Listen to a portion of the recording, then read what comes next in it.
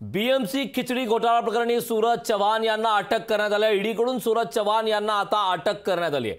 तर सूरज चव्हाण हे आदित्य ठाकरे यांचे निकटवर्ती असल्याची माहिती आहे। सूरज चव्हाण यांना मुंबईतील बीएमसी खिचडी कोविड घोटाळा प्रकरणी आता ईडीकडून अटक करण्यात आली। शिवसेना ठाकरे गटाचे आमदार आदित्य ठाकरे यांचे निकटवर्ती म्हणून ओळखले जात असलेले सूरज चव्हाण आता खिचडी घोटाळा प्रकरणी त्यांना अटक करण्यात आली। यापूर्वी सूरज चव्हाण यांची चौकशीही करण्यात आली होती। वारंवार चौकशीचा ससेमिरा त्यांच्या मागे होता। आता अखेर सूरज चव्हाण यांना ईडीकडून अटक करण्यात आली आहे। सूरज चव्हाण हे आदित्य ठाकरे यांचे निकटवर्तीय अशी त्यांची ओळख आहे। मात्र आताची मोठी बातमी त्याप्रमाणे ईडीकडून सूरज चव्हाण यांना अटक करण्यात आली आहे। बीएमसी खिचडी घोटाळ्याचा त्यांच्यावरती आरोप होता। सूरज चव्हाण यांची मागच्या काही दिवसांपासून चौकशी सुरू होती। चौकशीचा ससेमिरा त्यांच्याकडे सुरू होता। मात्र आताची मोठी बातमी त्याप्रमाणे ईडीकडून अखेर सूरज चव्हाण यांना अटक करण्यात आलेली आहे। याबाबतचे ताजे अपडेट देण्यासाठी आपले प्रतिनिधी चेतन ननावरे आपल्यासोबत फोन लाईनवर जोडलेले आहेत। चेतन, बीएमसी खिचडी घोटाळा प्रकरणी सूरज चव्हाण यांची याआधी अनेकदा चौकशी झाली, आता अखेर त्यांना ईडीकडून अटक झालेली आहे। या अटकेबाबत सविस्तर काय माहिती आहे? नेमकं त्यांना अटक केव्हा झाली?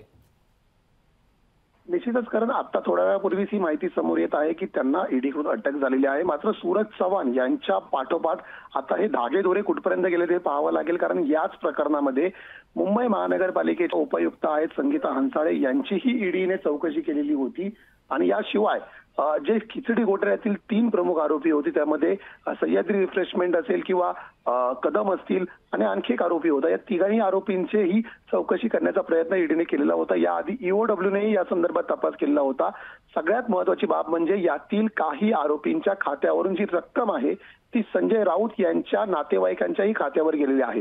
त्यामुळे ईडीचे आता धागेदोरे आहेत, ईडीचे हात आहेत ते सूरज चव्हाणानंतर संजय राऊत यांच्या कुटुंबापर्यंत पोहोचणार का, याबाबत आता चर्चा सुरू झालेली आहे। एकंदरीत महापत्रकार परिषदेनंतर ही झालेली ठाकरे गटावरील मोठी कारवाई आहे। त्यामुळे निश्चितच आता ठाकरे गटाकडून केंद्रीय तपास यंत्रणांवरतून थेट भाजप आणि शिवसेनेवरती आरोप प्रत्यारोपाच्या फैरी सुरू होतील। मात्र याआधी सूरज चव्हाण यांच्या अटकेनंतर आता राऊत यांच्यापर्यंत ईडी पोहोचणार का, हा प्रश्न आता सतावू लागलेला आहे। करण, नक्की चेतन, खरं तर आदित्य ठाकरे यांचे निकटवर्तीय अशी सूरज चव्हाण यांची ओळख आहे, तसा त्यांचा परिचय आहे। मात्र खिचडी घोटाळा प्रकरणी आता सूरज चव्हाण यांना अटक झाली आहे। ही अटक नेमकी केव्हा झाली याबाबत काही माहिती आहे का? निश्चितच आज सायंकाळनंतर ही अटकेची माहिती समोर येत आहे। मात्र दरम्यान 2 महत्त्वाच्या गोष्टी आहेत, ते म्हणजे मुंबई महानगरपालिकेतील अधिकारी आहेत आणि इतर जे खासगी व्यक्ती आहेत ज्यांनी या संदर्भातील कंत्राट घेतलेलं होतं त्यांच्या संदर्भात अद्यापही कुठलीही माहिती समोर येत नाही की त्यांना आता ताब्यात ईडीने घेतलं आहे की नाही। कारण सूरज चव्हाण यांचं प्राथमिक नाव समोर येत आहे, कारण यामध्ये जवळपास 6 कोटीहून अधिक रुपयांचा घोटाळा आहे तो समोर आलेला होता। बनावट बिलं होती, जी खिचडी गरीब कामगारांना पोहोचणं गरजेचं होतं त्याची कुठलीही पोच पावती कंत्राटदाराने सादर केलेली नाहीये। त्यामुळे सूरज चव्हाण यांच्या सोबत आता आणखी किती जणांना अटक झालेली आहे किंवा होणार आहे या संदर्भातील माहिती लवकरात लवकर समोर येऊ शकते। करण, नक्कीच चेतन, खूप खूप धन्यवाद या सविस्तर अशा माहितीबद्दल। तर आता मोठी बातमी आलेली आहे, ईडीकडून अखेर सूरज चव्हाण यांना अटक करण्यात आलेली आहे। यापूर्वी सूरज चव्हाण यांची खिचडी घोटाळा प्रकरणी चौकशी देखील करण्यात आलेली होती। आता अखेर त्यांना अटक करण्यात आलेली आहे। खरं तर सूरज चव्हाण यांची आदित्य ठाकरे यांची निकटवर्ती अशी ओळख आहे। मात्र आता आदित्य ठाकरे यांचे निकटवर्ती असले सूरज चव्हाण यांना अटक करण्यात आली आहे। त्यामुळे खरं तर काल झालेल्या महापत्रकार परिषदेनंतर ठाकरे गटासाठी हा मोठा धक्का म्हणावा लागेल। सूरज चव्हाण यांना अखेर अटक झाली। आदित्य ठाकरे यांच्या निकटवर्ती असलेल्या सूरज चव्हाण यांच्यावरती खिचडी घोटाळ्याचा आरोप करण्यात आला होता। मुंबईतील बीएमसी खिचडी कोविड घोटाळा प्रकरणी ईडीकडून त्यांची याआधी अनेक वेळा चौकशी झाली, चौकशीला ते हजर होते। चौकशीला आपण व्यवस्थित असा प्रतिसाद दिलेला आहे, कायद्याचं आपण समर्थन कसं करतो अशी त्यांची प्रतिक्रिया नेहमी होती। मात्र आता जी प्रतिक्रिया येते त्याप्रमाणे सूरज चव्हाण यांना अटक करण्यात आली।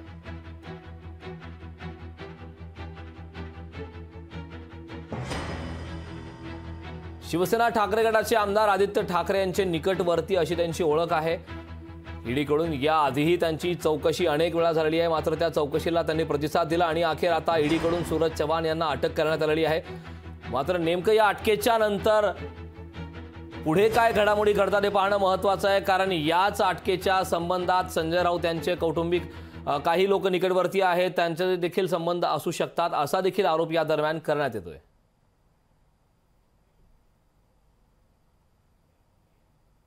खेडमध्ये सन्मान्य पक्षप्रमुख उद्धव साहेबांची जशी ही सभा झाली त्याच्या अगदी दुसऱ्याच दिवशी सदानंद कदमांवरती कारवाई केली गेली.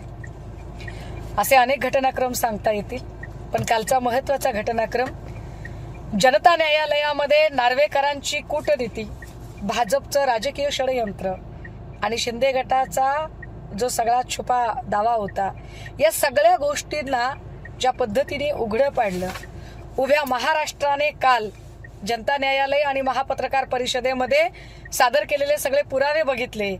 त्यामुळे भाजपचा जो काही एक जळफळाट झाला आहे की महाराष्ट्रात जे भाजप विरोधी वातावरण तयार होत आहे, त्या सगळ्या वातावरणाच्या पार्श्वभूमीवर जाणीवपूर्वक अगदी सूडबुद्धीने आज सूरज चव्हाण यांच्यावर ईडीने कारवाई केली.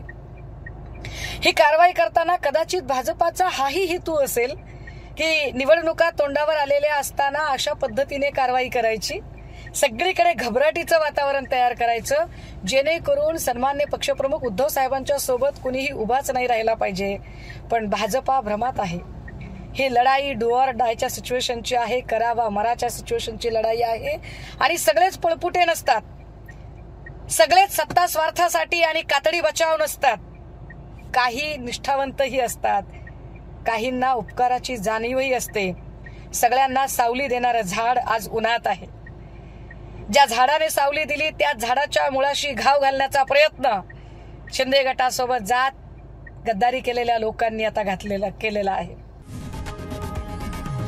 लोकशाही मराठी ऐका, पहा, जागरूक रहा.